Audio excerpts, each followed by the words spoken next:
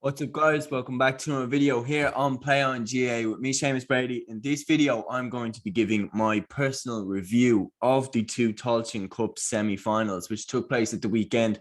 One between Offaly and Westmeath, which saw a victory for Westmeath. The other for CAVAN and Sligo, which saw a victory for CAVAN. And I'm going to really give a breakdown on what I took from these semi-finals and what we can kind of expect from these sides going into the final and who I think is going to win based off their form this year, the players that they have, the ceiling that they have really, and then their form going into it. So talk first about the game that was first. CAVAN and Sligo. Finished CAVAN 20 points, Sligo 114. Now, in this game, CAVAN built up a very, very strong lead right out of the gate. They went 6 points to 0 up. They looked like they were really in control of the game.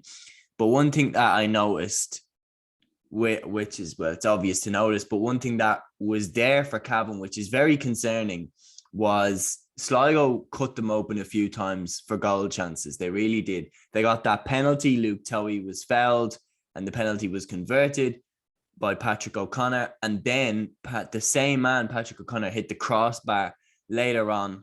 You know, that goal could have been a huge moment in that game because I think that would have put Sligo in front if that goal had went in. Sligo did get the run on them for a little bit and they created a lot of goal chances. Same in the second half. They created a lot of goal chances. I think one in the first half as well was stopped on the line by Jared Smith. Then in the second half as well, down at the other end, they had a couple of goal chances too. So CAVAN were getting cut open 4 goal chances quite a few times by Sligo. And on the flip side, Westmeath won their game against Offaly by 322 to 216. And they were cutting Offaly open at will and finishing the goal chances, by the way. I mean, Lorcan Dolan hit 2-1. Then you've got the other goal came from Ronan Wallace. That was the first goal that Westmeath scored. And I mean, that one, he really walked through the Offaly defence and buried it in the top of the net. Lorcan Dolan's first goal was a bit of a sloppy one. It was squared across to him by Sam McCartan on the ground. And then he just kicked it in soccer style. But then in the second half, Lorcan Dolan hit a beauty. Got it onto his left, slid it into the bottom left corner of Paddy Dunnigan's net. So, look, going into this game, what is clear to me is Westmeath are clinical up front. They're very, very good forwards. I mean, John Hesland struck 8 points. Only 3 of them were from frees. Then Ronan O'Toole hit 4 points from play, and he looked magnificent throughout that game. CAVAN have very, very good defenders. Like they've Pádraig Faulkner, they've Conor Moyna, they've Kieran Brady. But they were getting cut apart time and time again by a Sligo attack that I don't think is as good as the Westmeath attack is. In midfield, it'll be interesting as well. I was very impressed by Ray Kennellan and I was very impressed by Jonathan Lynham. I thought they exerted a good performance considering Sligo have Sean Carabine in there. They have Pat Spillane in there. It's probably Sligo's strongest area of the pitch, to be honest. So what am I talking about? So Offaly have a strong midfield there. They have Conor McNamee in there, who's good. And they have Jordan Hayes in there, who's good. 2 very experienced players. And then on the flip side, CAVAN against Sean Carabine and Pat Spillane, who the dude I was talking about. CAVAN put in a very good display as well in the midfield. Thomas Galligan and James Smith probably are the strongest midfield pairing in the Tailteann Cup and probably one of the strongest midfield pairings in the country, to be honest, under the radar. But the 2 of them are magnificent. Coming into this game against the Westmeath pairing of Jonathan Lynham and Ray Kennellan, it's interesting because size-wise, they're pretty similar.